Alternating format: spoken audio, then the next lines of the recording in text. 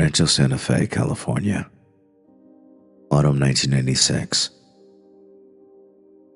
There's a silence at Rancho Santa Fe that feels like being buried alive. Too beautiful, too still. The homes hide behind bougainvillea and white picket dreams, and yet beneath it all, something rots. I always felt it. Cara did too.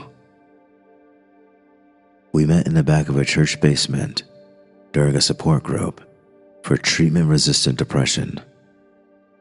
That was the official term. The truth? We were the discarded. Not suicidal, just waiting. She sat 3 chairs away in combat boots and a thrifted cardigan over a yellow slip. I knew her before I knew her. Knew that we ruined each other in the same key. After the meeting, she followed me to my car chain-smoking. "You got anything stronger than this?" she asked, holding up a cigarette like a joke. I did. We drove to my rental house in Rancho and never really left it after that. We didn't fall in love. We collapsed into it. She moved in without discussion, leaving behind only a post-it note in her studio apartment. It read, "Don't wait for me, because I won't." The house turned into its own universe. Closed curtains, scattered pill bottles. The fridge hummed but stayed mostly empty, except for orange juice, vodka, and volume hidden behind eggs. Music played constantly. Massive Attack, The Cure. Some days, we just lie in bed, drifting in and out of consciousness. Our bodies tangle like kelp. It was the only place we felt whole. Not healed, just less broken. Our sex wasn't a release, it was a ceremony.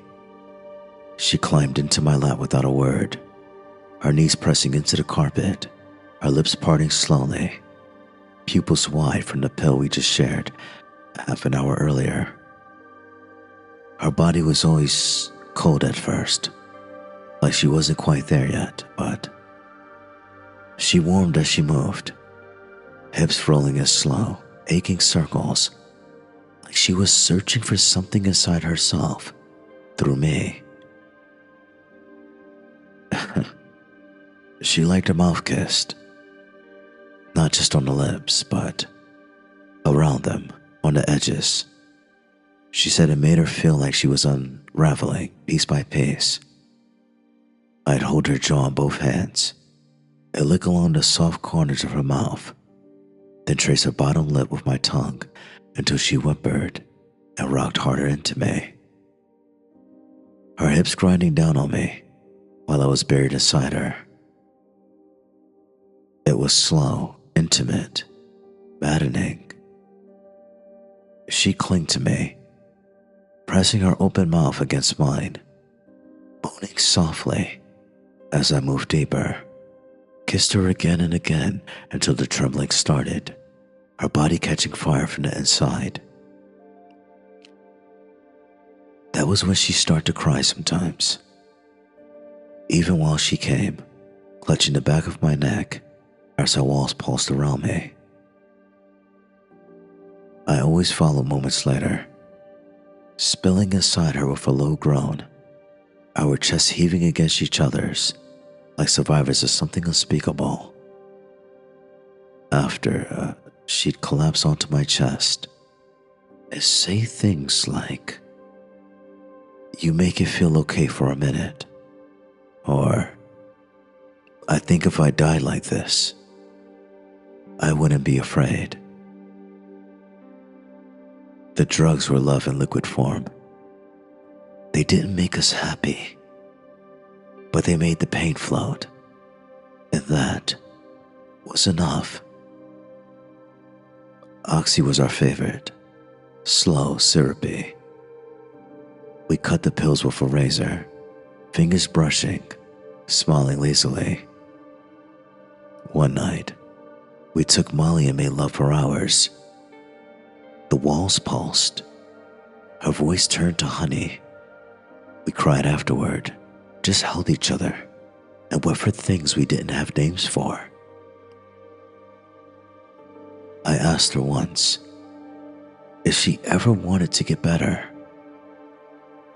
She looked at me like I didn't understand the question. No.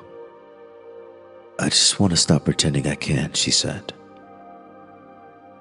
That night, I knew it would follow her anywhere, even into the dark. We didn't leave the house much, but when we did, it was usually late. We wandered Rancho Santa Fe like ghosts, laughing under orange streetlights, stealing kisses behind manicured hedges. Car will wear oversized coats with nothing underneath. I like to slide my hand inside when no one was watching. Sometimes, we'd fuck in the backseat of my car on the coastal overlooks, high as kites, owning into the ocean wind. She liked being watched, even if no one was there. I liked her wildness, the way she made the end of the world feel sexy. We joked about dying a lot, but never seriously. It was a coping mechanism, not a wish. At least back then it wasn't. Then came the tapes. She found them at a swap meet, stacked under a table of VHS garbage, mislabeled horror films, Teletubby episodes, home-recorded infomercials. But this one caught her eye. Final Exit, Volume 1. Doe Speaks. Black case, white label, no credits. We popped it in that night. It was a man, bald, wide-eyed, almost alien-looking, talking directly into the camera in a flat, hypnotic voice. He called himself Doe. He said we weren't human beings, that we were souls trapped in containers, and that Earth was a classroom. That death wasn't death, it was evolution. Cara was silent the whole time. After it ended, she rewound it and played it again. This guy's fucking crazy, I said. She just smiled, glassy-eyed. Or he's not, she responded. That night, we didn't have sex. We lay in bed, her back to my chest, her fingers twitching. She whispered things I didn't quite catch. Something about the next level, about being more than human, about escaping.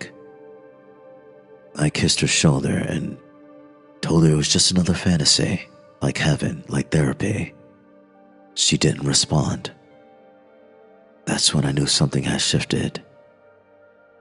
And I didn't know it yet, but it was the beginning of the end.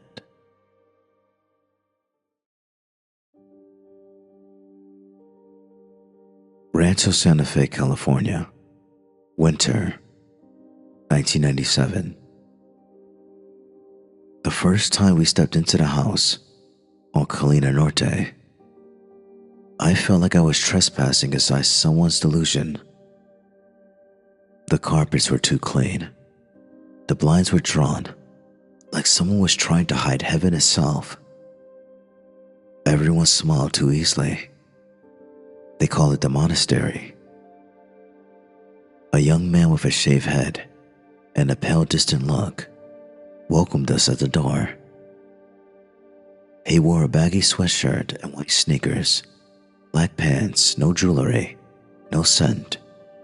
A body emptied of all identity. He said his name was Alan, but added quickly, "It's not my name. Just what I'm called here," he said. We followed him in. Kara squeezed my hand hard as we passed the threshold. Her nails dug crescents into my palm, but it wasn't because of fear. It was reverence. They gave us books, tapes, notebooks to shed thoughts. Everything had a strange neutrality to it. No sharp edges, no perfume, no flesh. Men and women wore the same clothes, used the same clippers, ate the same vegetarian meals in silence. Gender irrelevant. Bodies were vehicles. Earth was a garden, Applewhite has said, one meant to grow us until it was time to depart. That word depart came up a lot. We weren't supposed to die. We were meant to exit our containers, to ascend, like vapor from a body of water, like smoke.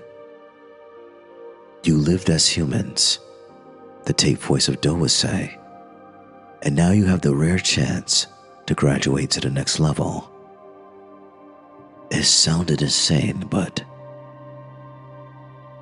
if I'm being honest, it also sounded peaceful. And when your entire life has been a war against yourself, peace, any kind of peace, starts to feel sacred, even if it's whispered by a madman. Kara changed first. She stopped wearing lipstick. She cut her hair short, razor short. She stopped asking for pills. At night, she held me differently. Not tightly, but with a kind of still compassion. As if I was a pet she loved, but knew she had to leave behind. One morning, I woke to find her standing in the doorway, eyes red, but not from crying, just raw. "I feel light," she said.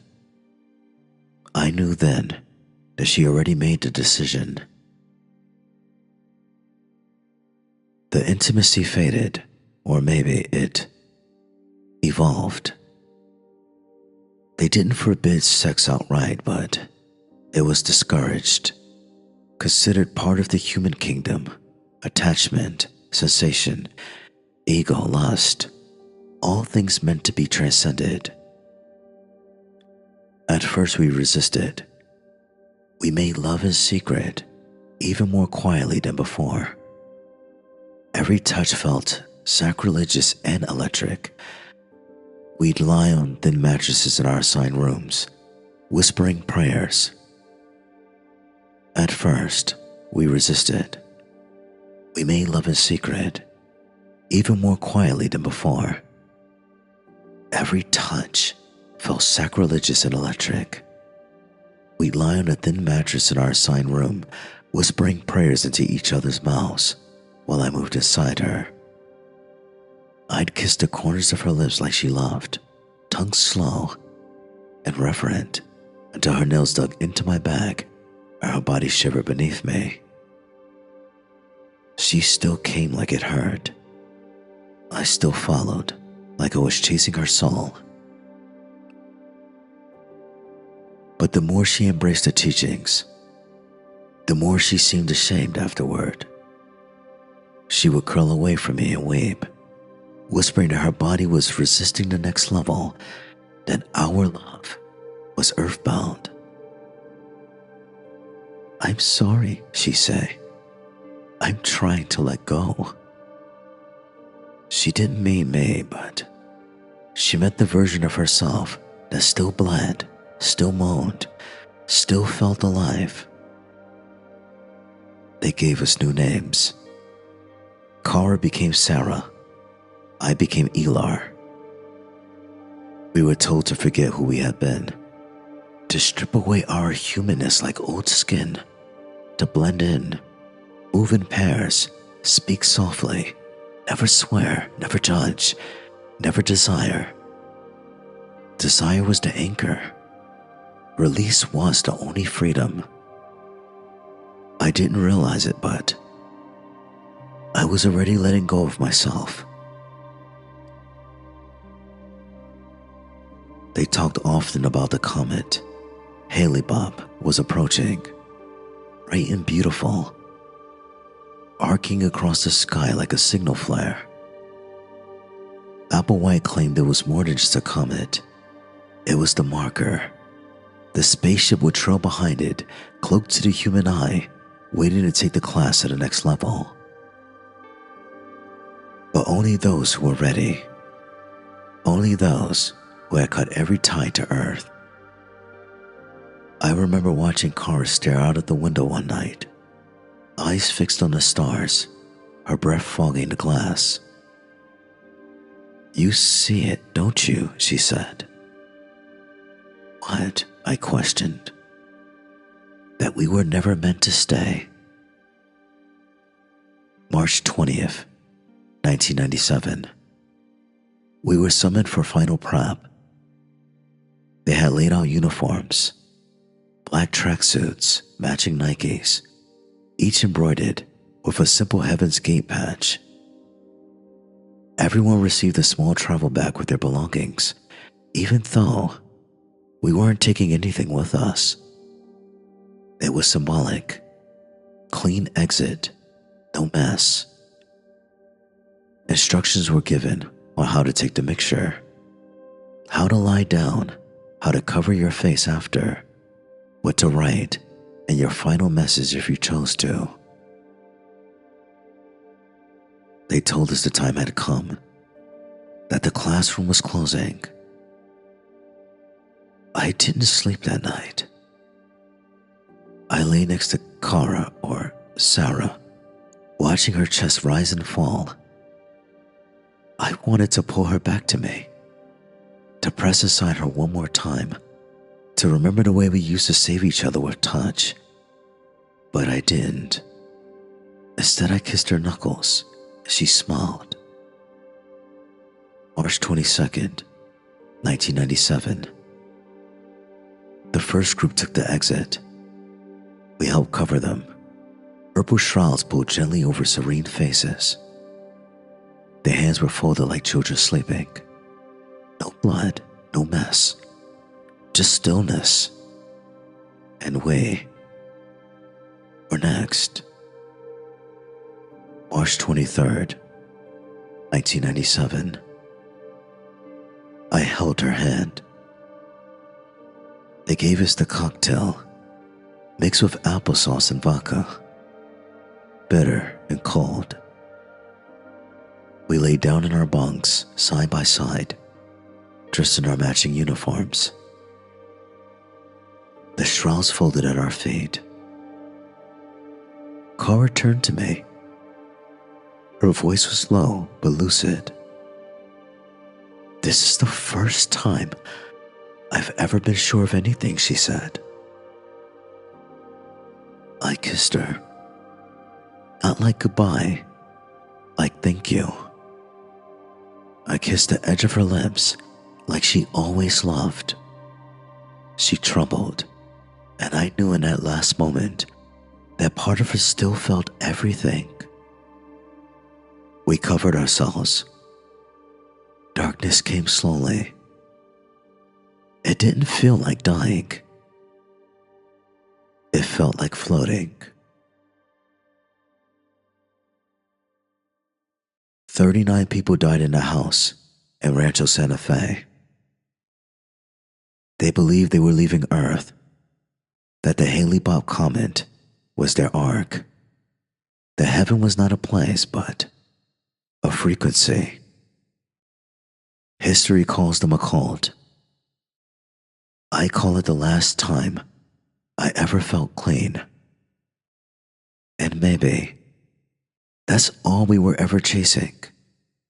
Not salvation, not God, just a quiet light beyond the pain.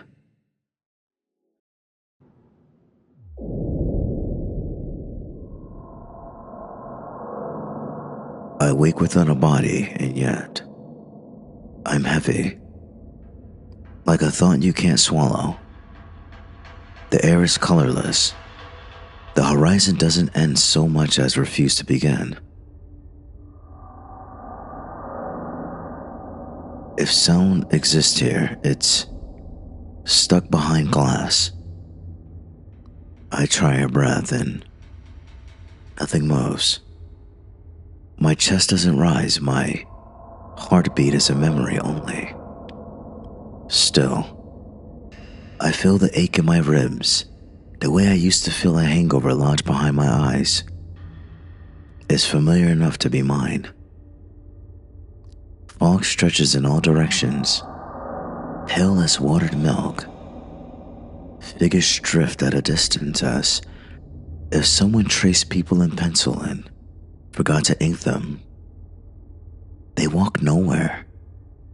They sit and stare at nothing. Some mouth words like they're chewing on silence. No doors, no gates.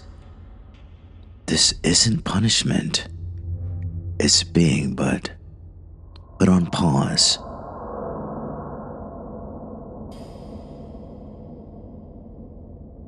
A shadow moves near me. I tense, but tension is ornamental now. The figure stops close enough for detail. A woman with dark hair cut rough at the collarbone. Her cardigan hangs open like a question. Combat boots scuffed to oblivion. She is reeling away. A name returns to your tongue a second before you speak it. Do you know where we are? She asks. Her voice is hoarse, like she's been speaking to no one for a long time. Not the part that matters, I say. She watches my mouth as if tracking the words help them exist. I'm Kara, she says, then frowns, correcting herself with a small shake of the head. I think I'm Kara. The letters feel right in my mouth, she says. I try my own.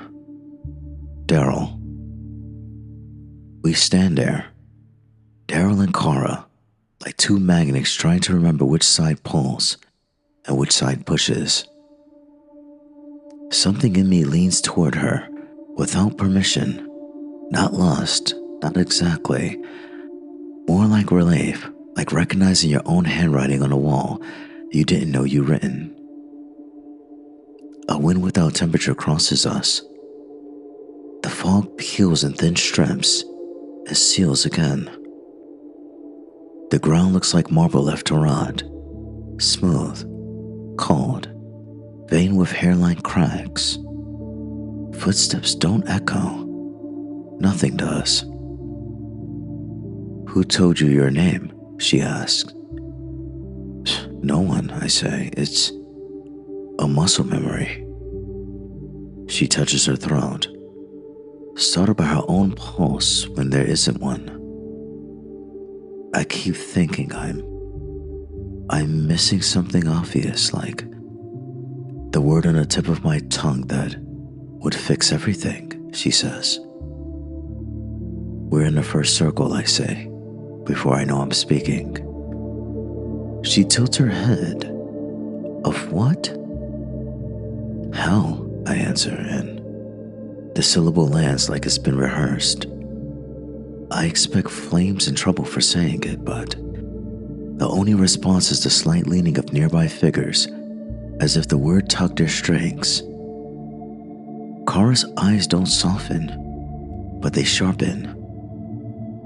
That makes a stupid kind of sense, she says. We walk. There isn't a direction, there's just motion. The fog pulls apart enough to show other drifters, men and women, a child with a ribbon of hair like smoke, and an old man holding an invisible bug. Everyone seems to be waiting for a bus, no one scheduled. What did you believe? She asked after a while. And what? Anything. I believed in numbing pain, I say.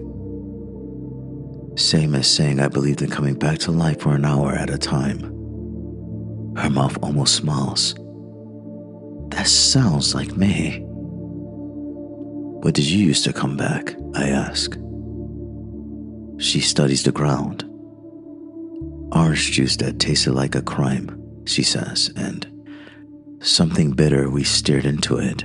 Vodka, maybe. I can't see the labels, but I can feel the cold of the glass. I swallow hard.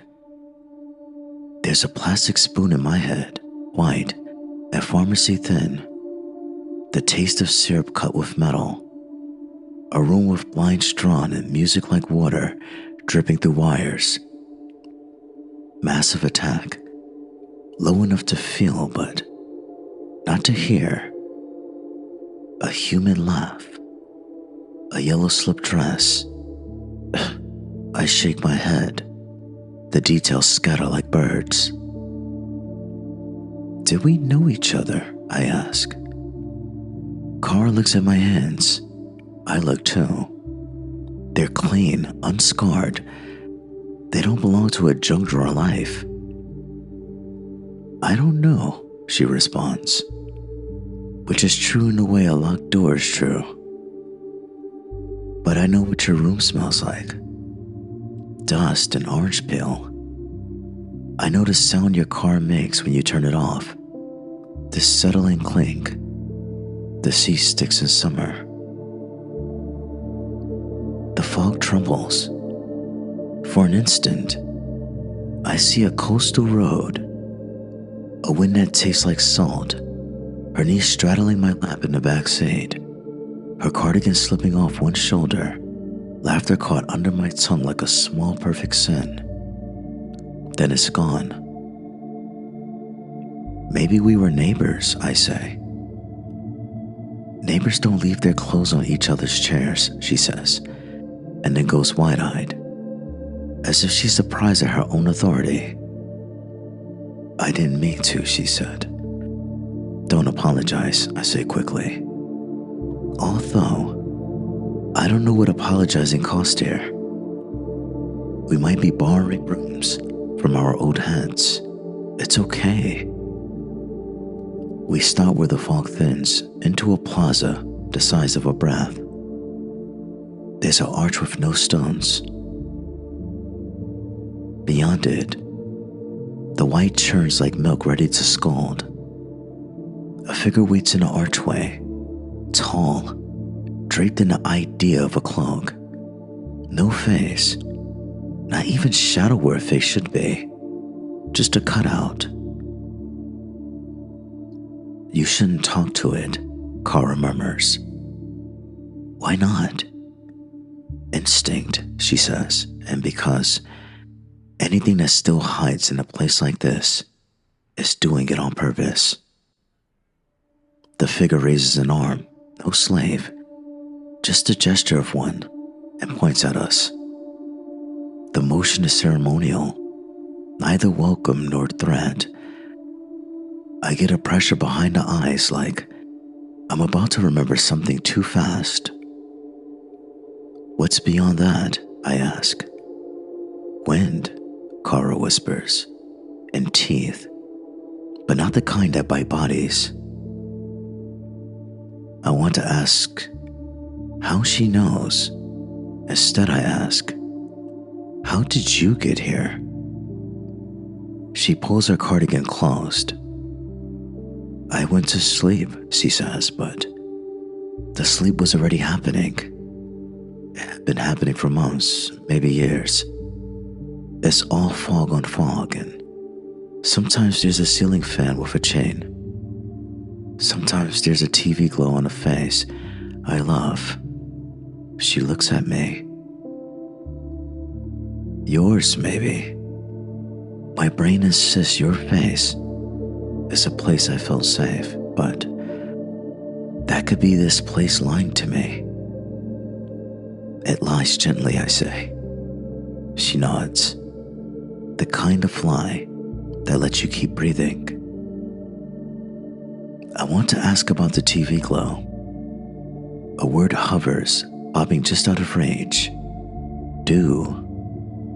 Another follows. Depart. Behind them, a comet swinging a bright tail like a hook in the sky. The words don't stick. They glide past with the thin smile of an usher. The cloaked figure in the arch speaks without sound. The message arrives the way a bruise appears. Limbo is for those who suspend themselves, not by virtue, not by vice, by maybe. Kara laughs once, bitter. Guilty, she says. I glance at the other drifters. They are the color of resignation. I can see now how limbo is shaped. It copies the void inside you, but scales it to horizon. If you lived in half choices and soft denials, you get eternity at that temperature. Nothing burns, nothing heals. How long do we stay? I ask. The figure gestures again. I don't know the language, but my bones do. Until you decide to know. Not decide what. Decide to know. It sounds like a trap. But every way out of a cage looks like a trick when you've made peace with the bars.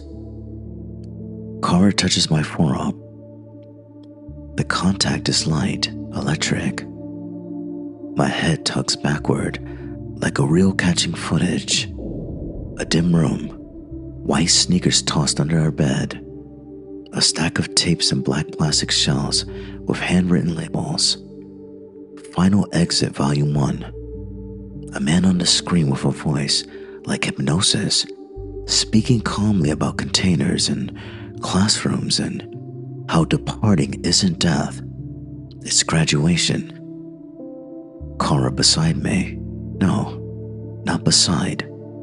On my chest, her hair in my mouth as we laugh into each other's skin, high enough to forget our names. Then, the memory breaks like a wave. What did you see? She asked softly. Us, I say. I think. Or a version of us that remembered how to be warm. Her mouth opens, then closes. I keep getting that too. The warmth. And a purple cloth I can't place. And new names that aren't ours. The cloaked figure moves away, and the arch fills with fog again. It feels like a bell that didn't ring. Maybe we're being asked to go forward, I say. Kara shakes her head slowly. Forward is a word that matters to the living. We aren't, I ask. She looks at me like I just asked if water is wet. We are the spaces our bodies left behind, she says. The plaza dissolves into hallways of nothing. A bench appears with no weight, and we sit without sitting. I want to be funny, but I also want to make her laugh again the way she laughs at midnight when no one is listening. But the humor keeps sliding off my tongue like oil. Tell me something true, she says. I try. I was good with my hands, but I used to break what I loved. Not on purpose, just by needing it too much, I said. Her eyes shine. Not wet, exactly. Just more awake. True, she says, as if stamping a form. My turn. I learned early that I can't live at normal volume.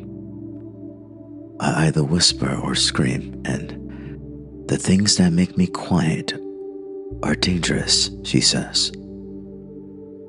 We sit with that. Somewhere in the whiteness, a chorus begins. No words, just breath, arranged into shape.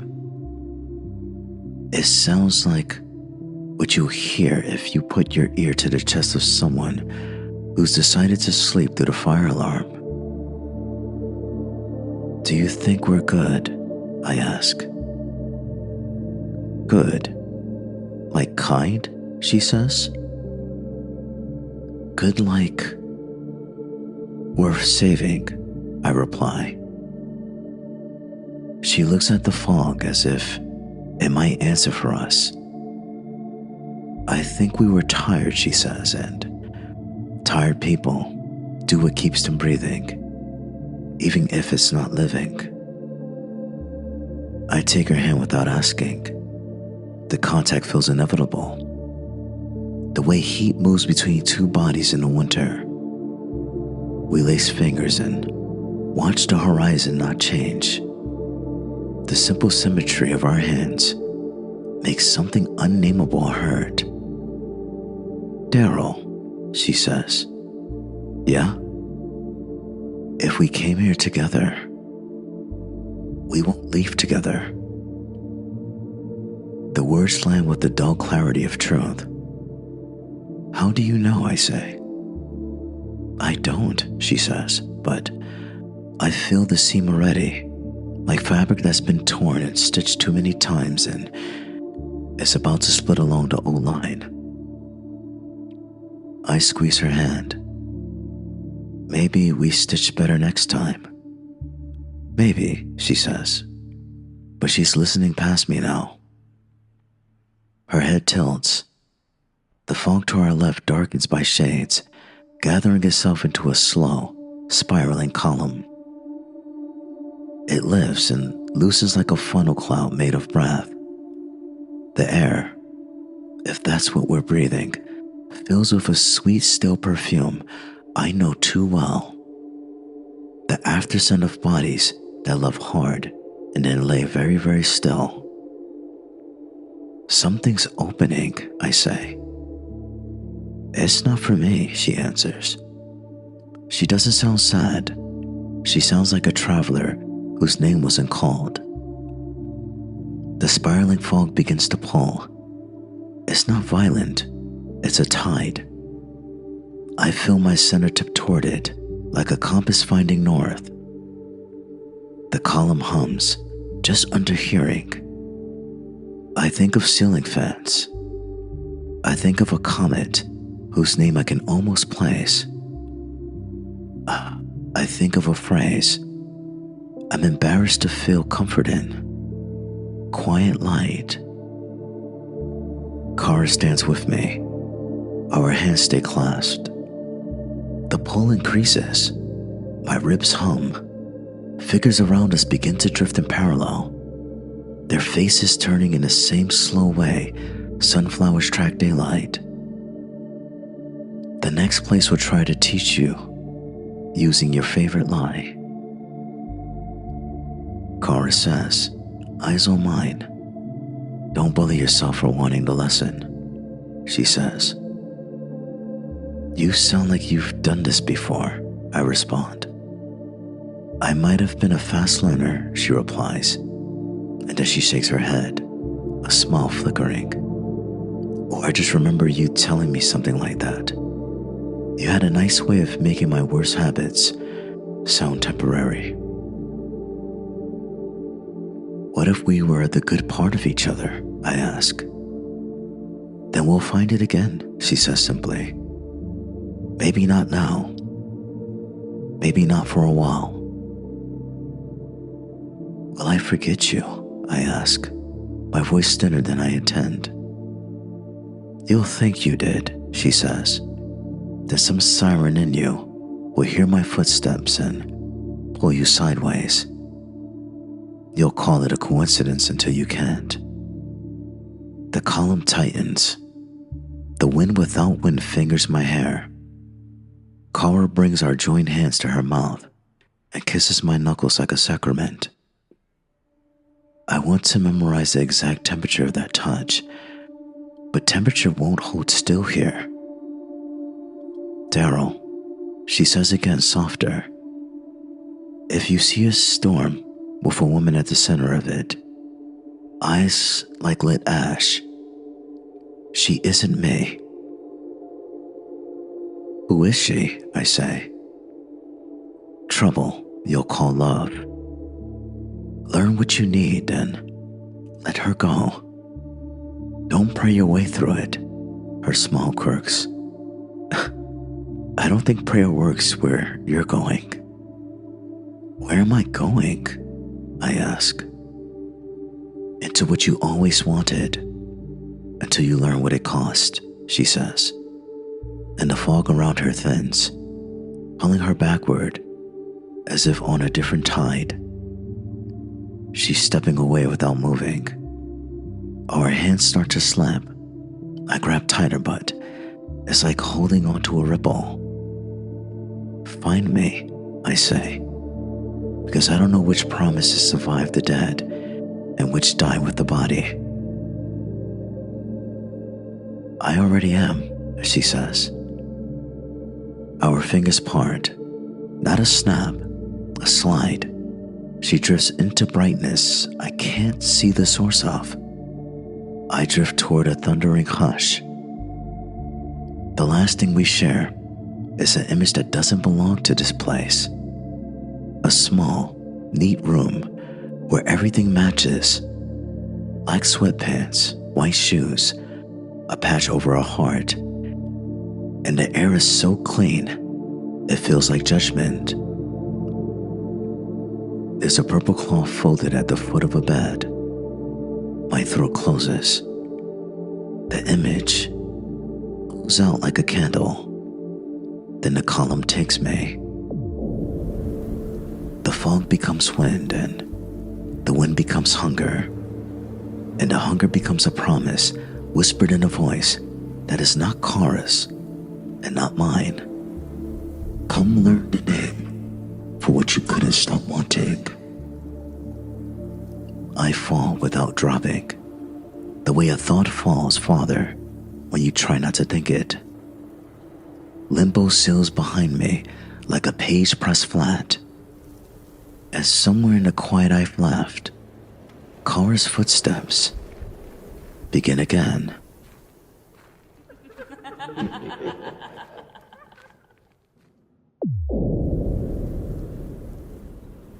The wind here has teeth. It doesn't cut skin, it scrapes memory. It pulls at me in bursts, snatching thoughts from the edge of my mind and leaving me hollow for a heartbeat before the next gust fills me with something I didn't have before. Images, sounds, breathing that isn't mine. A mouth saying my name, the syllables licked like honey off a spoon, a hand curling in the small of my back. I can't see far. The air is thick and red, the kind of red that sits under your eyelids after you stared at the sun for too long. Shapes move inside it, human, not human, twisting together in collisions that look like fights until they slow, and look like sex until they blur again. Every motion is desperate. The wind pulls them apart in violent bursts, sending them tumbling through the air like discarded clothing, only for them to crash into new embraces with feral need. I think of Kara, her warning. Trouble you'll call love. It's too late. The trouble is already walking toward me. She steps out of the red like she's been waiting in the folds of it. Lily. That's not her name, but it's what my body calls her before my mouth does. Hair black as oil slick, pouring down her back in a way that makes you wonder how it tastes when it's caught in your teeth. Skin the color of candlelight through whiskey, Her eyes, ash lit from within, pin me in place. She moves like the air bends for her, the way waves bow to the moon. Every step is a syllable in a language I already want to speak fluently. The wind doesn't touch her. It touches me harder instead, like a warning or an offering. "You're new," she says, and her voice is a warm coin dropped down the back of my shirt. "Still tasting of something softer." "I came from the first circle," I managed. Her smile curves like the mouth of a hawk. "Ah, Limbo's children, half starved in all the ways that matter," she says. She's close enough now that I smell her. Not perfume, no sweat, but that exact moment in the dark where skin meets skin and you stop caring whose heartbeat is whose. "What's your name?" I ask. She tilts her head, like the question is quaint. "Names are human. You're not that anymore. Call me Lily if you like. It's close enough to what I was when my hunger was still shy." The wind shoves at my back. My knees flex without consent. She walks around me in a slow circle, one fingertip brushing my arm as she passes. It feels like she's writing something there, each stroke a letter, the word building along my skin until my body is reading it faster than my mind can catch up. "What's in this place?" I ask. "What you came for," she says simply. "Even if you think you didn't." Her fingertip reaches my chest. I should step back, but stepping back here feels like opening your mouth to refuse water when you've been days in a desert. I don't. The air thickens, the red deepens, and the sounds change. Groans and gasps, wet and raw, carried in the wind like a chorus of sins you once dreamed but never dared. I realize they're closer now. The tangled bodies, men and women, mouths locked, hips grinding in frantic rhythms until the wind rips them apart again. Some are on their knees, clutching each other's faces like they're trying to claw through skin. Others take and take without ever being full. I feel it in my spine, a slow ignition, the old itch that used to start at my fingertips when Kara straddled me in the half-dark room, her breath sharp from whatever we'd taken. This isn't Kara's touch. It's heavier, more certain, like Lily's already memorized the parts of me I don't want anyone to know. She stops in front of me. "Do you want to forget?" The question lodges in my throat. I think of the fog, of Kara's hand in mine, of the almost memory of a purple cloth folded at the foot of a bed. "No," I say, though my pulse says otherwise. "Then remember this," she says, and her mouth is on mine. It's not a kiss, it's a claim. Her lips are soft, but her tongue is firm, deliberate, stroking the roof of my mouth like she's coaxing a confession. My body reacts before my head does, the ache low and urgent, the heat building under my skin. Her hands slide up my chest, over my shoulders, then down my back with a pleasure that keeps me exactly where she wants me. When she pulls back, the red between us shimmers. "Close," she says, like the word itself is heavy, or just a scaffolding for your lies. They vanish, not torn, not pulled off, just just gone. Her eyes drag over me like she's inspecting something she's already purchased. Good, she murmurs. Nothing here I'll need to fix. Her own skin appears by degrees. First the long curve of her neck, then the swell of her breast, the flat plane of her stomach, the dark triangle between her thighs. My breath comes harder. She steps close enough for the tips of her nipples to brush my chest. This circle isn't punishment, she whispers, unless you count wanting me as one. She pushes me back until my shoulders has something warm and solid. A wall of red air that holds me like hands. Her palm cups me, stroking once, twice, the rhythm unhurried but devastating. My head drops back against the wall. The wind is louder now, full of grunts and moans and bodies slapping together somewhere just out of sight. Touch me, she says. I do. My hands find her hips, the flesh warm and supple under my fingers, and I pull her closer. She climbs onto me, one knee on either side, and lowers herself until I'm inside her. The sensation rips the air from my lungs. She's impossibly tight, her walls pulsing in slow squeezes like she's milking a memory of me for later. She doesn't move at first, just keeps me buried to the hilt while her mouth traces my jaw, my ear, the hollow of my throat. You feel like someone who's loved before, she murmurs. That's why you'll break better. Then she starts to move. Slow at first, grinding in deep, deliberate circles that make my legs shake.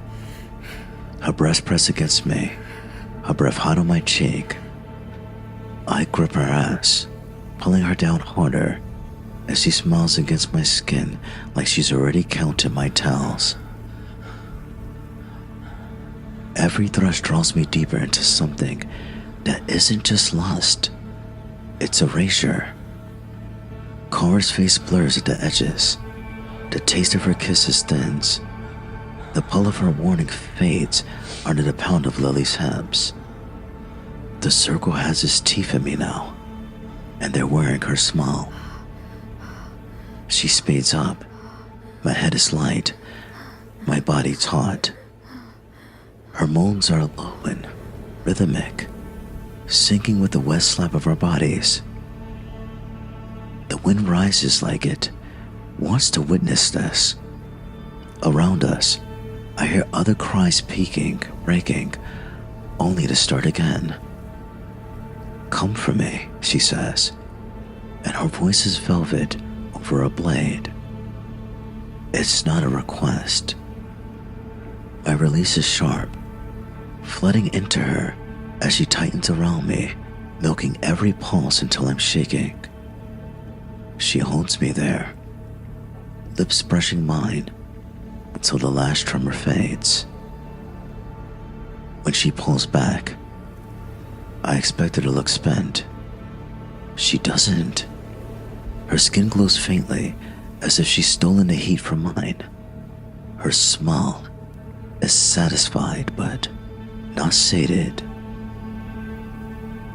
You'll think you found something here, she says, stroking my jaw with one finger. But all you found is the part of yourself that will keep you from leaving. Before I can answer, the wind surges, ripping us apart like it does the others. I'm thrown backward into the red haze, my body still humming from her, my mind already trying to hold on to her shape. Somewhere behind the wind, I hear Cara's voice. Don't pray your way through it. But prayer feels far away, and Lily's taste is still on my tongue.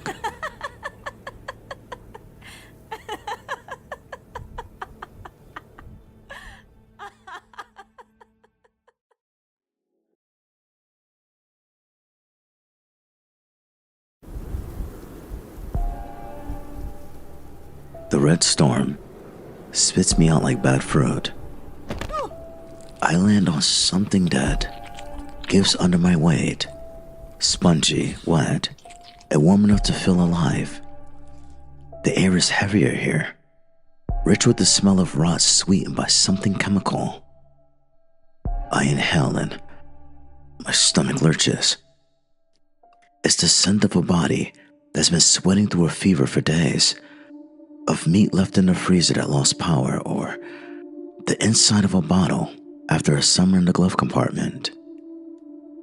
The ground flexes as I move, as if it's made of flesh. Pale, swollen bulges push against the surface and burst with a muffled pop, spilling out thick, steaming fluid. My bare feet sink an inch every step, and the liquid seeps between my toes, clinging in strings. All around me, there are bodies, not standing, not walking, but wallowing. Bloated torsos, lips slick and glistening, hands shoveling endless handfuls of the muck into their mouths. Some tear strips from each other, chewing even as their teeth crack. Others lap directly from the ground, their faces smeared with filth. None of them look satisfied, not for a second. Lust is a storm. Gluttony is a tide. It doesn't pull you in all at once. It seeps. It fills the cracks. You think you're just tasting, sampling, controlling the dose. Then you wake up drowning. That's how the pills had started. Just a couple in the evenings to make the wall softer, to keep Carr's hands warm in mine. But soon, the pill bottles were never empty. Even when they were, I shake them just to hear the rattle. I wanted the sound, the promise, the idea of having something that could make the world tilt the right way for an hour. I walk past a man lying on his back, stomach distended like a drum. His hands are jammed into his mouth up to the wrist. He's choking, but still forcing more inside. His eyes find mine. They're wild, frantic. He tries to speak, but it comes out as a wet gargle. Never enough. The words stick in my spine. The sky here is the color of spoiled milk, roiling with shapes that might be clouds or might be watching. The air carries the wet slap of flesh, the low moans of bottomless hunger. Somewhere in the distance, there's a steady thunk, like a pestle grinding in a motor. I follow the sound. It leads me to a figure crouched over something massive. At first, I think it's a carcass, but the thing is still breathing. A giant pig-faced creature with arms like a man's rolling in amok. The crouched figure plunges a hooked hand into the side and tears free a chunk of steaming flesh, shoving it into its own mouth. The beast doesn't cry out. It just keeps eating the muck beneath it. The figure turns toward me, chewing, grinning with a mouth too wide. Hungry? It asks. No, I say, but my voice cracks. It tilts its head. You're already chewing. I freeze. My jaw is moving. I spit into my palm, thick grainy paste, sour and metallic. I don't remember taking it in. My stomach is warm, almost content. Almost. The figure laughs. That's how it starts. No one's starving here, but we all keep eating anyway. The tide rises. Not water. Hunger itself. It pushes at my ribs, worms into my throat, prickles behind my eyes. My mind starts offering me visions a razor cutting neat white lines on a mirror, the orange glow of liquid in a spoon, Kara's lips wrapped around a cigarette while her pupils bloom huge and dark, the taste of vodka under orange juice, the slow rush, the weightless melt. Somewhere, I hear her voice, faint, like she's speaking through a fan. The things that make me quiet are dangerous. I want her here. I want the way she crawl into my lap and make me forget we were dying. I want the heat of her thighs, the pill-better taste of her mouth. The ground shifts under me. I look down and realize I'm knee-deep in the muck now, and my hands are already full. The chunks in my grip aren't food, they're memories. Scenes from my life, steaming in my palms, ready to be swallowed. The first bite is a night in Rancho Santa Fe. Music low, Kara naked under her blanket. The second is the burn of oxy down my throat, the heat sliding into my veins. The third is a taste I can't place. Purple cloth, a man's voice speaking of departure, as if it's the only kind of love left. Each swallow makes me hungrier. A voice whispers behind me, "You're not eating to live. You're living to eat." I turn. The cloaked figure from Limbo stands there, its face still a hollow absence. It points at my stomach. "This is where you'll stay if you mistake feeling for feeling." I can't stop, I say. "Can you?" it asks. The tide pushes higher. The air is thick, with the smell of everything I've ever used to make the hours pass faster. Drugs, sex, music, lies. My body aches for more, even as I understand the trap. Here, the more you take, the less you have. The hunger is the only thing that grows. Somewhere in the fog ahead, I hear the thunk again. Faster now, urgent. The muck swirls, pulling me toward it. I stumble, my legs heavy. The pig-faced creature, the grinning figure, watch me sink. Their mouths move in unison. Endless hunger. It never stops. I fight the pull, but the visions are stronger. Kara's face, lit by the glow of a TV screen. The comet outside the window, her hand in mine, cold but sure. The taste of applesauce and vodka. The tide reaches my chest now. My ribs creak under the weight of it. I realize that if I go under, I'll stay.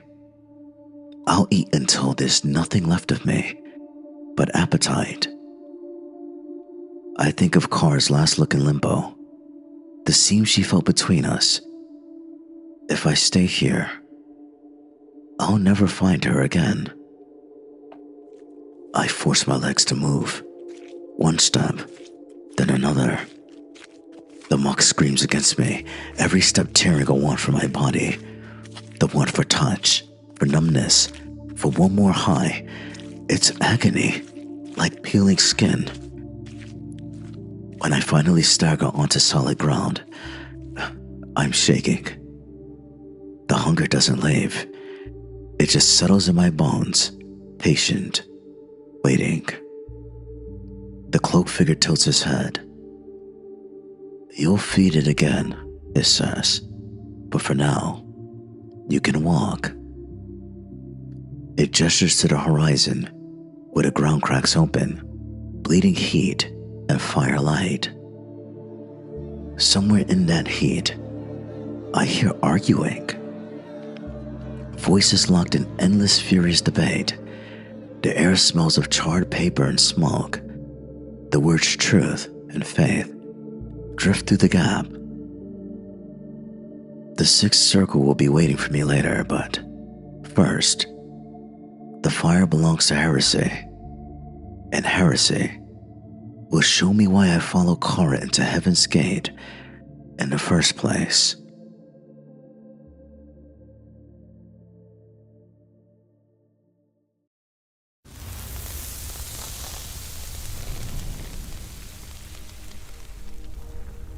The ground splits under my feet, not like an earthquake, more like a wound reopening. Heat roars out, dry and sharp, smelling of scorched cloth and burnt paper. Flakes of ash drift upward instead of down, glowing like fireflies that never cool. The gap widens until I see the shapes inside. Figures locked in endless arguments, their voices shredded raw by the heat. I step forward. The air is so hot, it feels solid. My lips crack before I speak. What is this place? A voice answers from beside me, though I hadn't heard anyone approach. Heresy, says the cloaked figure. Those who burn truth to keep their lives warm. Inside the split, the ground drops into a pit of fire. Not flames that dance, but flames that cling. They wrap the bodies in the pit like molten cloth, searing but never consuming. Each figure screams words that sound like sermons, philosophies, manifestos, fragments of belief systems that contradict each other so violently they sound like teeth breaking. Some declare there is no life after death. Others promise salvation for a price. Some chant names of leaders like prayers.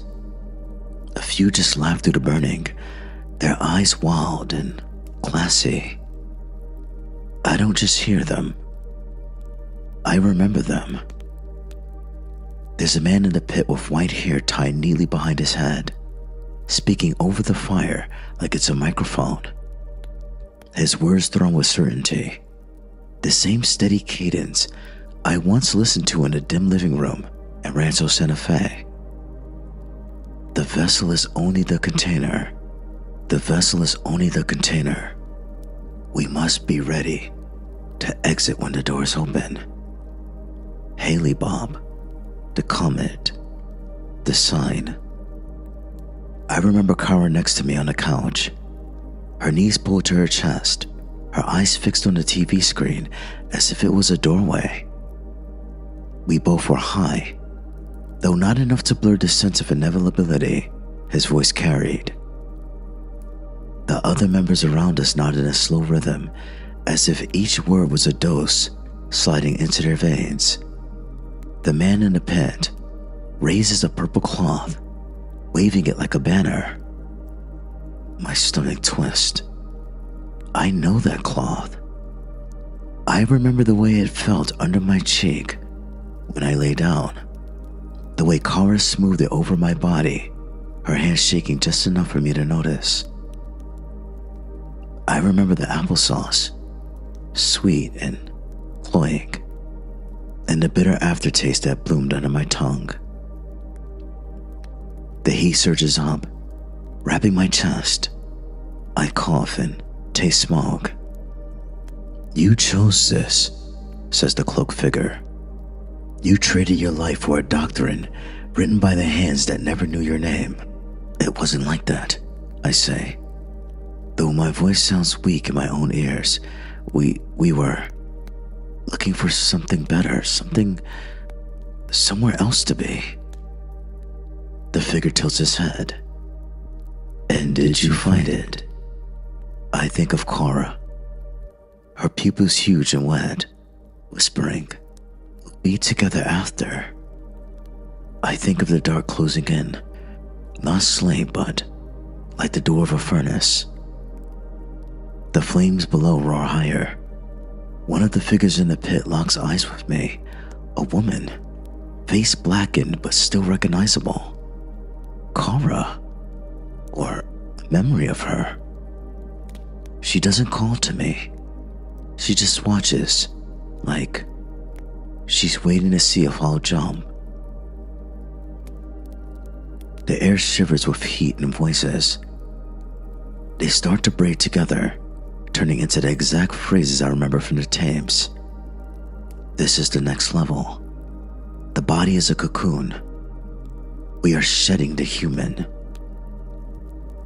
The fire in my chest isn't from the heat.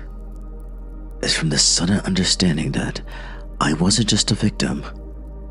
I wanted to believe. I wanted the comet to be a lifeboat. I wanted the poison to taste like absolution. The cloaked figure steps closer. That's why you're here. Not because you worship the wrong god, but because you worship your own escape. The ground trembles. The pit contracts, pulling the screaming figures tighter together. Flames shoot upward, and for a moment, I see the Rancho Santa Fe living room overlaying the fire. The matching beds, the identical shoes lined up neatly, the purple shrouds over still bodies. My own, among them. I turn away. My legs feel brittle, ready to snap. The cloaked figure gestures to a path, curling upward from the edge of the pit. You can walk on. We will take the heat with you. I look back once. Car's shape is gone. Only the flames remain, arguing with themselves till the sound becomes static. At the top of the path, the air changes. Cooler, but damp. The heat gives way to a chill that smells of wet stone and iron. I hear the sounds of chains rattling as something heavier. The slow drag of weight across the ground. Ahead, the fifth circle waits, and in its darkness, violence blooms.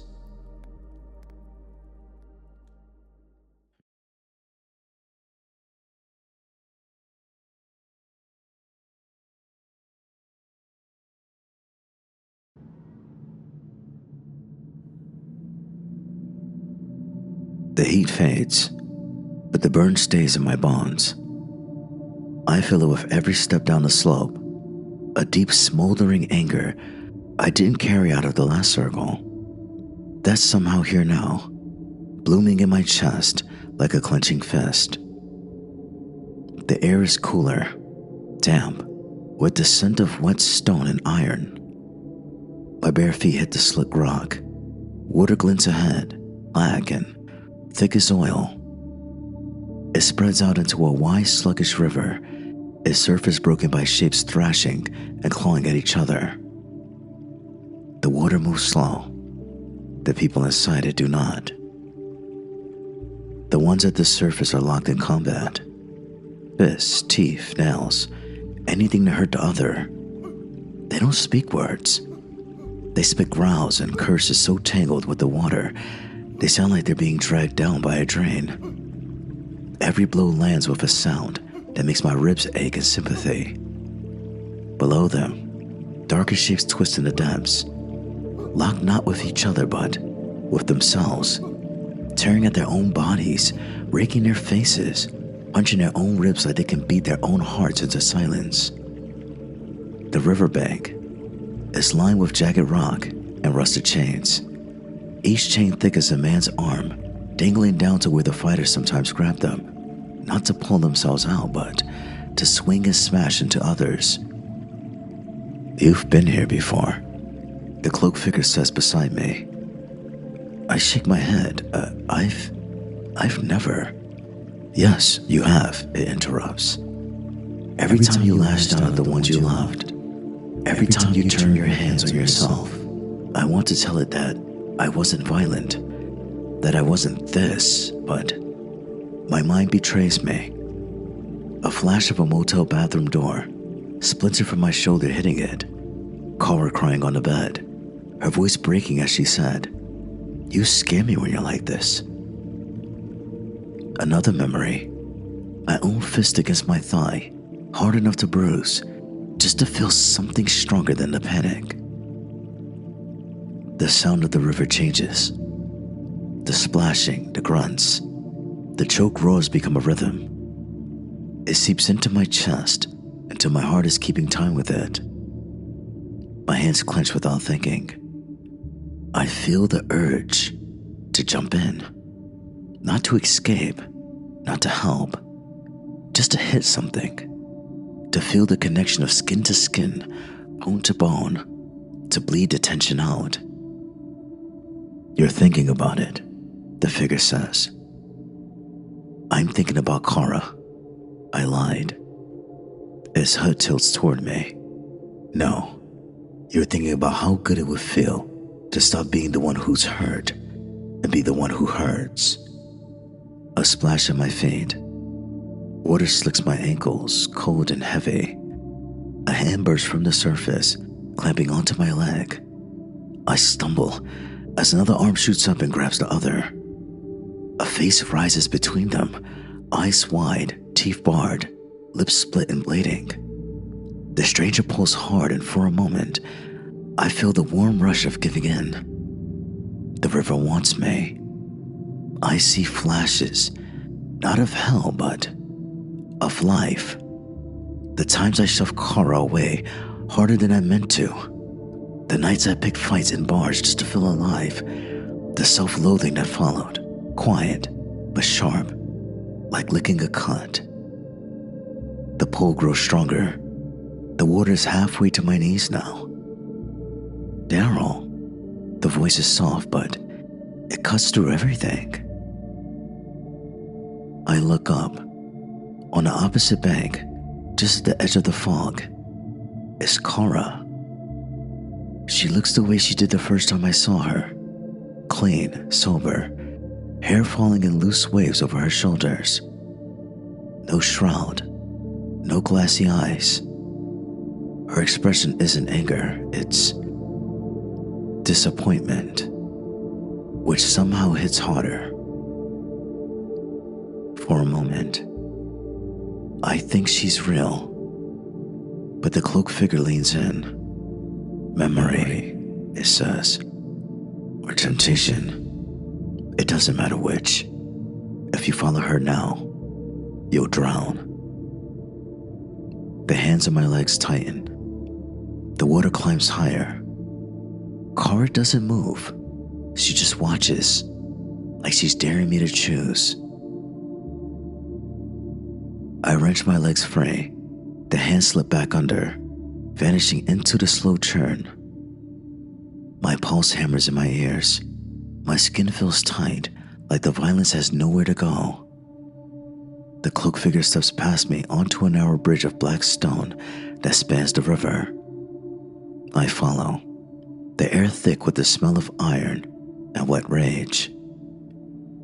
On the far side, the sound of the fighting fades. The air grows cooler still, but sharper, laced with something foul. Ahead is a dim plain, and in the center of it, I can see the hulking shadows of creatures that move like guards around something precious. The sixth circle is coming, and in it, punishment won't be for what I did to others, but for what I let consume me.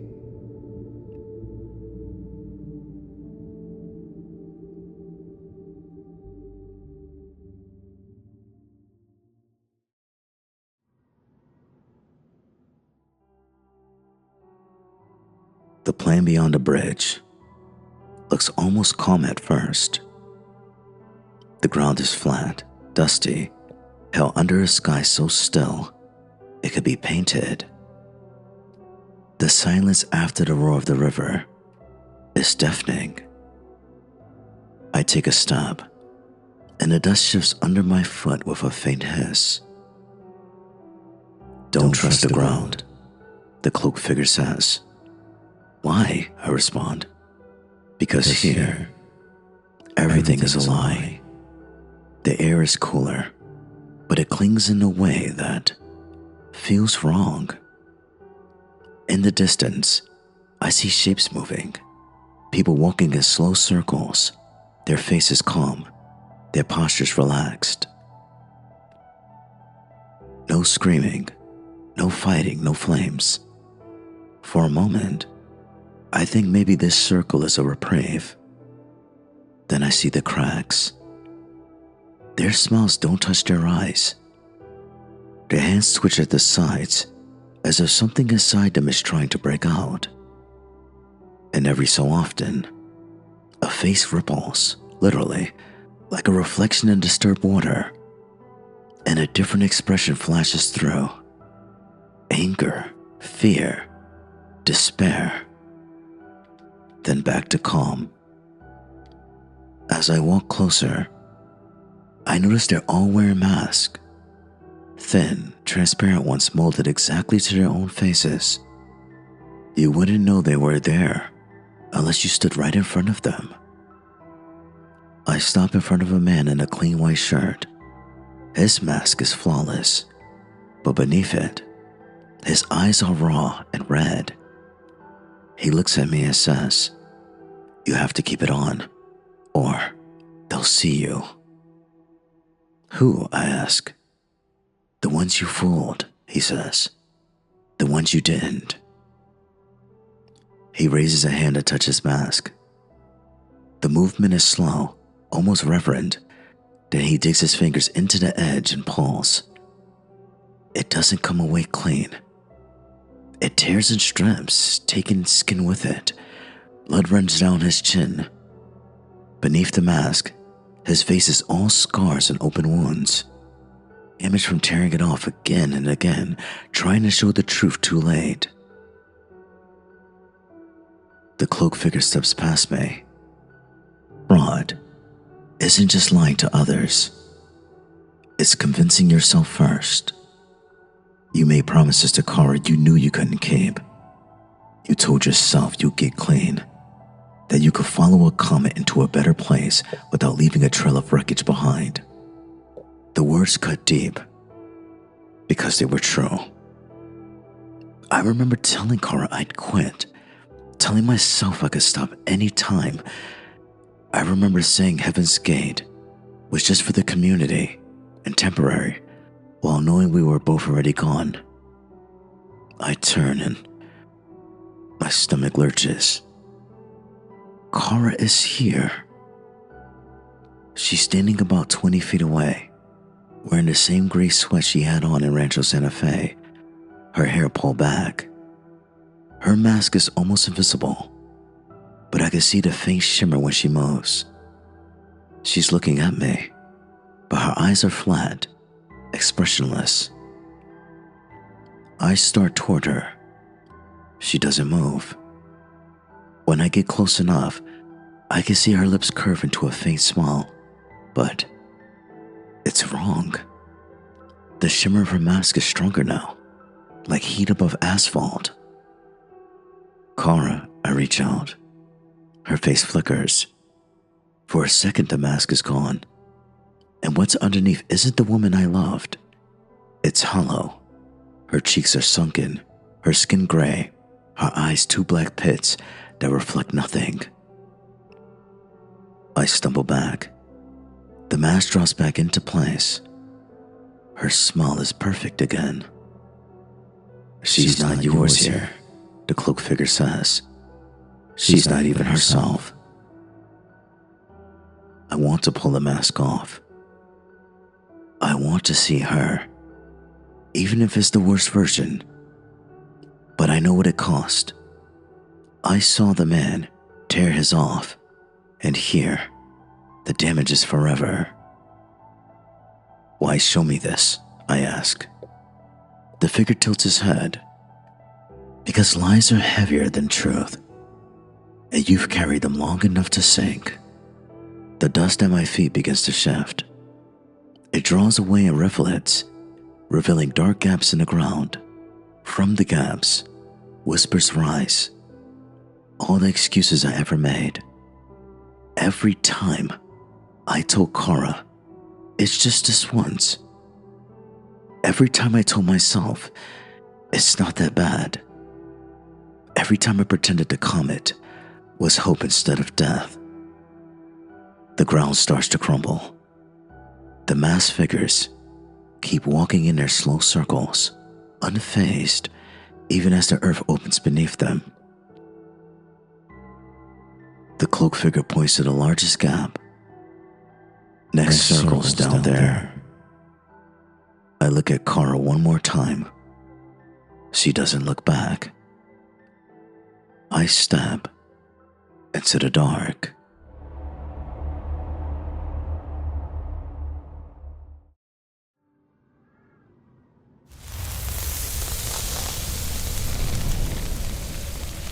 The fall from fraud isn't clean. I don't drop into another neat separate ring. I crash through layers of heat and cold, like hell can't decide how to hurt me next. When I finally land, my knees slam into something hard and sharp enough to split skin. I'm on a plane of black stone. The horizon burns, low, red flames licking the edges. But the ground itself is cold, slick with a sheen that smells like old blood. The air is full of sound, the thump of blows, the snap of bones, the low animal moans of people who have run out of screams. The plane is divided. On one side, figures fight each other, locked in endless brawls. They tear at hair, slam skulls into stone, rip muscle from bone with bare hands. Each strike lands with a sick, satisfying sound, and then the wounds close, only to be reopened. On the other side, the violence is quieter but worse. People stand alone, facing nothing but themselves.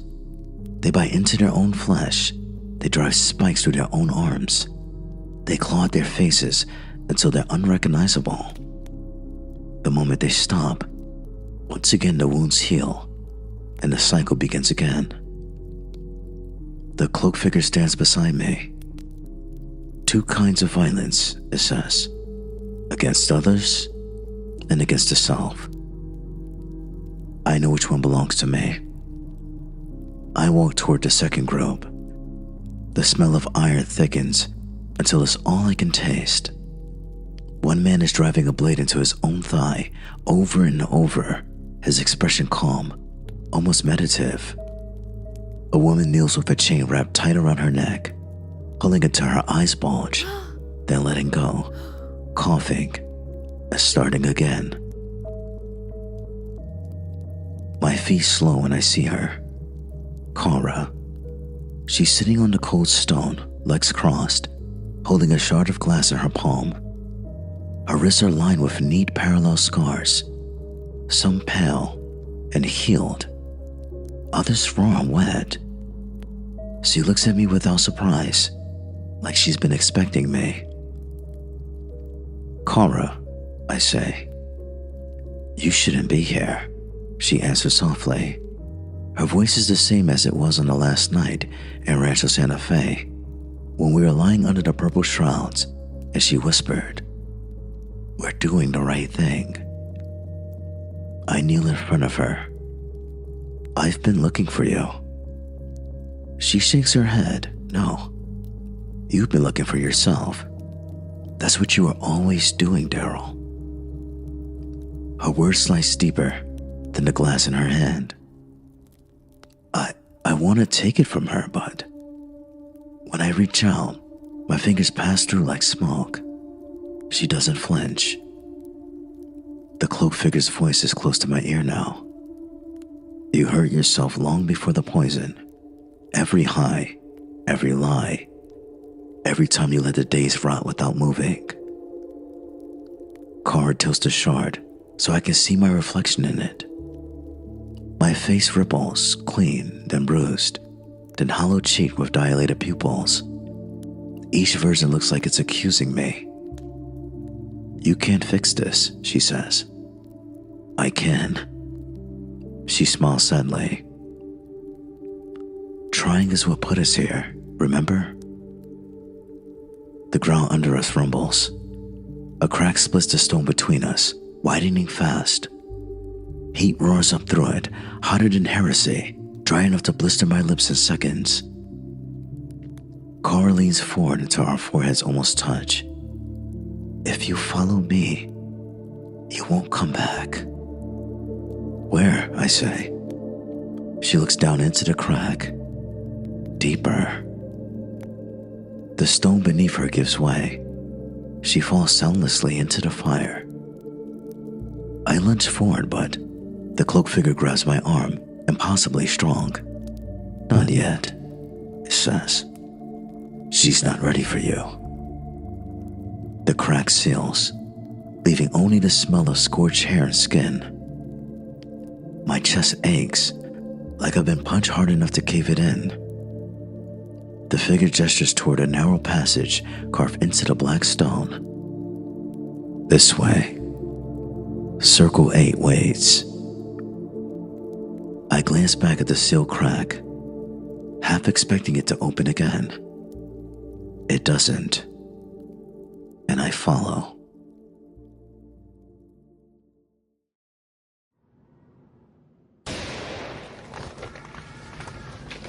The passage narrows until I have to turn sideways to get through. Stone brushes both shoulders. The air is so cold, it hurts to breathe. Every exhale comes out as a cloud that freezes in the narrow beam of light ahead. When I finally step out, the world is white. Not pure white, dirty, like snow that's been trampled, frozen mud showing through in places. The ground under my bare feet is slick ice. Wind scrapes across it, carrying the faint sound of crying. Shapes crouch and kneel in the ice. At first, I think they're praying. Then I see their hands, not pressed in devotion, but clawing desperately at the ice beneath them. Their skin is cracked and bleeding, their nails blackened, their knuckles raw. Some are locked in place by chains, frozen in the ground. Others are buried to the waist in ice that grips them like stone. The cloaked figure speaks for the first time in what feels like hours. Here are those who sold their own. Not for gold, not for power, for relief, for the smallest scrap of comfort at someone else's cost. I look at the faces. They're gaunt, eyes sunken, teeth chattering. Some mouths move, whispering things I can't hear until I step closer. I didn't mean to. It was for the best. They asked me to. It was the only way. The wind shifts, and the words dig in. These aren't the stranger's excuses. They're mine. I see myself in the kitchen in Rancho Santa Fe, washing down a capsule of orange juice. Kara is sitting across from me, pale, trembling. She says, "Are you sure about this?" And I answer without even thinking. "You said you wanted to go together." The memory hits like black ice under my feet. I stumble. The cloaked figure tilts his head toward the horizon. "There's someone here for you." I walk. Each step across the ice feels heavier. Not from the cold, but from the weight pressing in on my ribs. The sound of crying grows louder until I realize it's not crying. It's breathing. Labored, shallow, close to breaking. Kara is kneeling ahead of me. No mask this time. No flicker of illusion. Her skin is as pale as the ice around her, lips cracked, hair frozen into strands that stick to her cheeks. Her hands are buried in the ice up to the wrists, her fingers moving like she's still trying to dig her way out.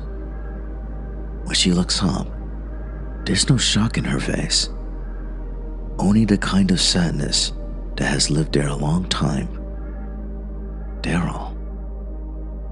My name in her mouth is like hearing it for the first time. I kneel across from her. It's really you. It's really me. Her voice is hoarse, as if the cold scrapes it raw. And this is really where we ended up. I want to take her hands, but they're locked in the ice. The skin around her wrist is red, split. I press my palm to the surface. It burns cold. You remember now, don't you? She asks. The last veil lifts in my mind. No fog, no gaps. I remember the final week in Rancho Santa Fe. The blinds drawn, the TV playing the same tape messages over and over.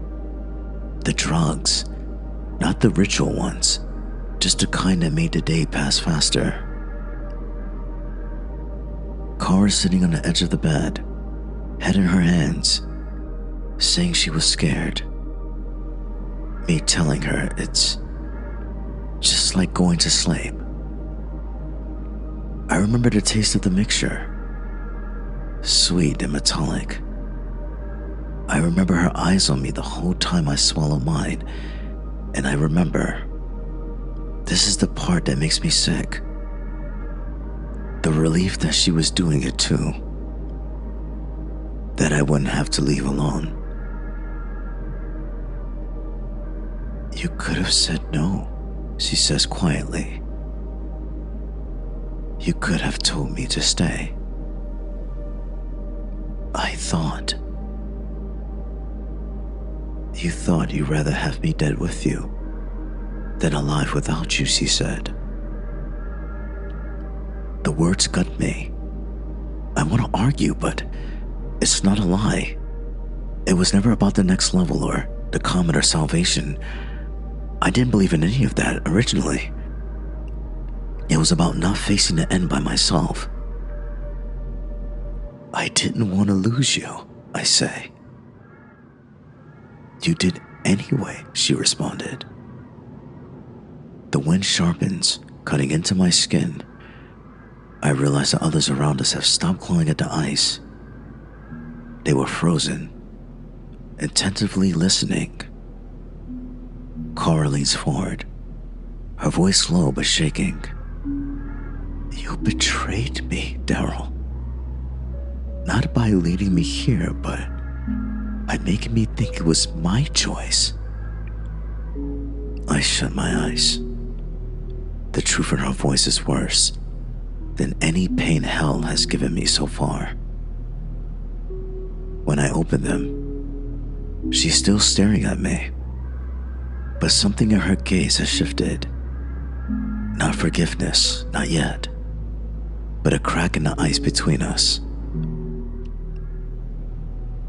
The cloaked figure's shadow falls over us. Time to go. I'm not leaving her, I say. You have to. This circle isn't hers to walk out of. Cara exhales, and the sound is almost a laugh. Go, Daryl. There's worse waiting. I'll find you at the bottom.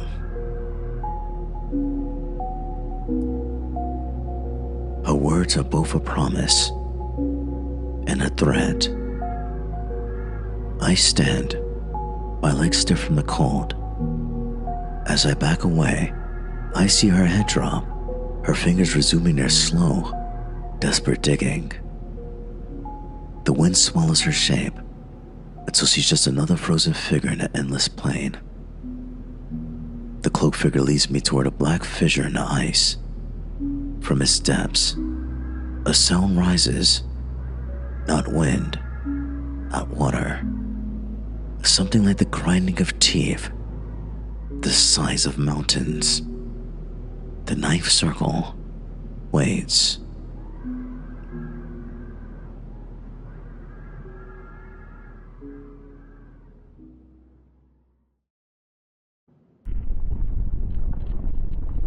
The fissure swallows me whole.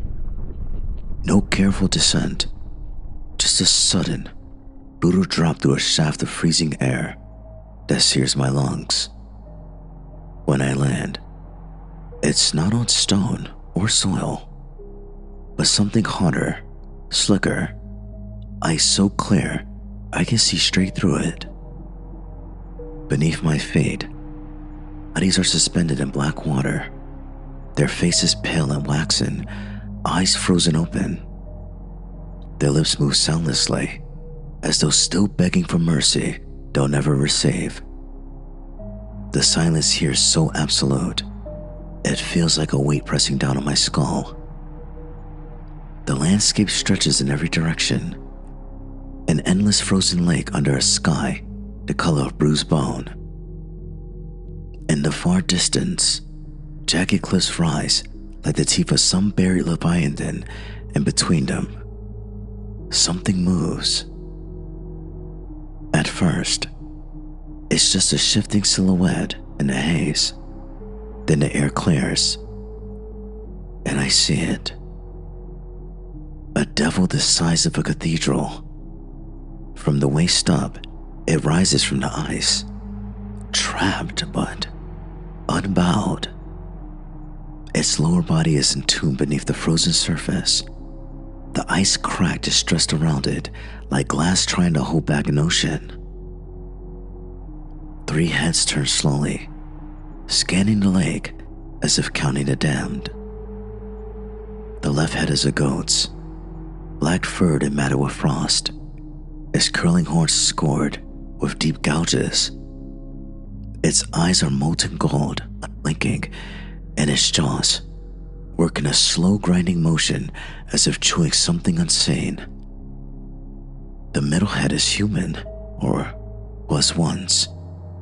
Its skin is corpse pale and stretched too tight over the skull, lips split and pulled back to reveal teeth long and needle sharp. The mouth moves constantly, muttering in a tongue that hisses like steam escaping from stone. The right head is of a dragon's, scaled in patches of deep crimson black, its nostrils venting thin ribbons of smoke that curl and freeze instantly in the air. A row of broken spines just from its skull, and when it exhales, the ice at its base pops and cracks as if in pain. The thing watches. It does nothing else. No roar, no bellow. Its stillness is worse than violence. It is the judge here, or maybe just a witness. The frozen horizon is its throne, and all of us are insects pacing across its floor. The cloaked figure steps beside me, as calm as ever. "This is where the worst are kept," it says. "The traitors, those who betray what they claimed to love most." "I've already seen that," I tell it. It shakes its head. "You've only seen the edge. This is the heart." We walk across the ice, and each step seems louder than the last. My breath comes in ragged clouds, freezing on my lips. The shapes under the ice follow me with their eyes, and some of them look familiar. Faces I saw in Wrath and Fraud and in Treachery. All are here now, sunk deeper, as though every circle was just a holding pen before the true sentence. Then, I see her. Kara stands in the exact center of the lake, the 3-headed devil looming far behind her, like a monument to all we've done wrong. She's barefoot, but frost hasn't touched her skin. Her hair is loose and dark, eyes locked on me, as if I've been on her horizon all along. I run to her. The cold tears in my lungs, but I don't slow until I'm standing right in front of her. "You made it," she says. "I told you I would." Her gaze flicks to the cloaked figure, And you brought him. Before I can ask what she means, the figure steps forward and pulls back its hood. It's my face. Not the face from mirrors, but stripped of any kindness or illusion. Every bruise from fights I should have walked away from, every hollow-eyed night, the slack-jawed stares of high after high, it's all there. And its eyes hold me, like they've been waiting for this. I'm you, it says. The part you kept buried. The part that never bought the story you told yourself. My stomach knots. Why now? Because you've reached the end, my conscious answers. And this is where you decide whether to keep lying or face what you are. Kara steps forward, her voice quiet but sharp. And what is he? She says. My conscience doesn't look away. A coward who dressed up fierce love. A man who couldn't imagine living without her, so he made sure she couldn't live without him. The devil in the distance shifts, its three heads turning towards us. A groan like iceberg splitting rolls across the lake. The goat's eyes flare gold. The human lips form words I can't hear. The dragon's breath looms into a frozen storm. I loved you, I tell her. I know, she says. That's the worst part. Her eyes are wet, but unblinking. Love wasn't supposed to be a new sterile. You made it one. I took a breath that feels like it might shatter my ribs. I didn't want to be alone. I loved you so much I'd rather see you dead than see you leave me. She closed her eyes, and for a heartbeat, I'm sure she'll vanish. Then she takes my hand, warm, alive. That's all I ever wanted, she says. The truth. The cracks in the ice widen beneath us, black water rising at our ankles. My conscience steps back, fading into the mist creeping over the lake. You've gone as far as you can, he says. The rest is yours. The three-headed devil looms silent over the lake as Kara and I sink, the water swallowing us whole. And for the first time since Rancho Santa Fe, I'm not afraid.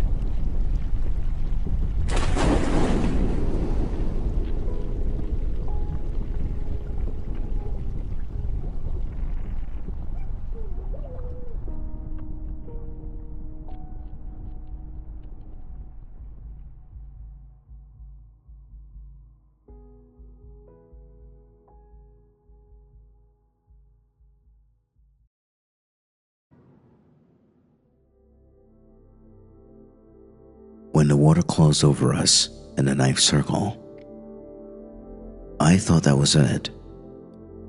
The cold took my breath, but it didn't hurt. It was like sinking into sleep. Not the numbing sleep of drugs, not the long sleep of death, but something different. Something clean. And then the cold was gone. I opened my eyes to light. Not the blinding white of hospital fluorescence or the sterile glow of some imagined afterlife. This light is warm, as if the sun has paused just above the horizon, stretching its rays across a sea of drifting clouds. The air is soft, carrying no heat, no chill. When I breathe, it feels like my chest has more space than it ever did in life. I'm standing on what looks like clouds, but when I step, it feels like cool grass under bare feet. The horizon is infinite in every direction, and the sky is alive with streaks of gold and rose. Cora is beside me, not as she was in hell, not as she was on the last night in Rancho Santa Fe.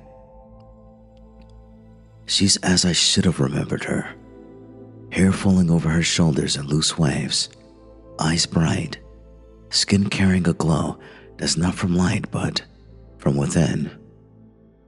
When she smiles at me, it's without the weight of accusation or grief, just a smile. Where are we? I ask. She tilts her head. Paradiso, I think, or whatever's left of it for people like us. I glance around. There's no one else. There are others, she says, but you don't see them unless you want to. This place isn't about crowds. The clouds drift lazily. Sunlight spills in shafts through gaps, painting everything it touches in gold. The air carries the faintest sound, not music, not voices, but something between the two, like the memory of laughter. Most people don't make it here, Cora says after a while. Not because hell won't let them go, but because they won't let go of themselves. The lies, the excuses, the idea that they were the hero in their own story, she says. I nod. I almost didn't. She looks at me sideways. Almost. I think you saved me twice, I said. Her laugh is soft. Once by following me into hell, and once by getting me out. Something like that, I say. We walk, our steps leaving no mark on the ground. The sky shifts subtly, the gold deepening, the rose fading toward violet. The light feels alive, not a thing shining down on us, but a thing we're walking through. Cora nudges my arm off her shoulder. So, what do we do now? Whatever we want, I say. Dangerous answer, she grins. I might make you dance. I raise an eyebrow. Here, now. Why not? You've got no excuses left, she says. She takes my hand, spins herself under it. The grass, or cloud, seems to hum beneath our feet, matching the rhythm we're making without music. Her laugh is brighter than I ever heard it, and for the first time, I'm not afraid. It's a prelude to tears. You're lighter, I say as we turn. She pauses and responds. So are you. We stop moving. She studies my face like she's memorizing it all over again. You're not holding me up anymore, she says. You're just here with me. That's all I ever wanted, I tell her. To be here with you without needing you to keep me from falling. We sit down in the grass, the light wrapping around us like a blanket. Cora leans back on her hands. Do you think we'll remember all of it? I think so, but maybe it won't hurt the same way, I say. That would be nice. She plucks a blade of the grass, if that's what it is, and twirls it between her fingers. We get to start over, Daryl. How do you want to meet me this time? I think for a moment. Good question. Not at a party. Not on the way to a meeting. Just somewhere quiet. Somewhere I can see you before the noise starts. She smiles. That's sweet. And you? I ask. She shrugs. I want to meet you. On a warm night outside. You'd be leaning on a railing, looking like you're lost in thought. I'd ask you, what are you thinking about? And you'd say, you now. I laugh. That sounds so rehearsed. Only because I've been practicing, she says, and her eyes are pure mischief.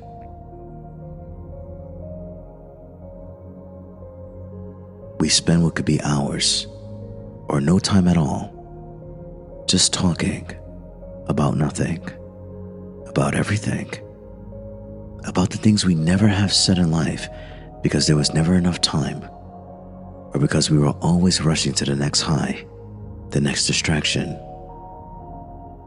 Here, there is no rush, no weight in our chest, no dull ache waiting to be filled. Every word is a choice, not a compulsion. The light begins to change again, shading toward a deeper gold, the way sunsets do just before they surrender to twilight. Cora lies back and I follow, our shoulders touching, watching the sky slow turn. You know, she says, I think this might be what love is supposed to feel like. I turn my head toward her. What? Like this, she says.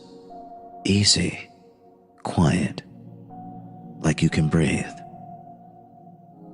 I close my eyes for a second, feeling the truth of it. Then maybe we just didn't get it wrong before. Maybe we just didn't get all the way there. She threads her fingers through mine. We made it now. The horizon glows brighter, and I realize it's not fading into night. It's becoming morning.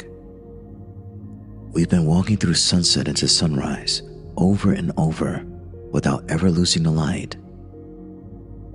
Cora sits up, pulling me with her. Come on, let's see what else there is. We stand.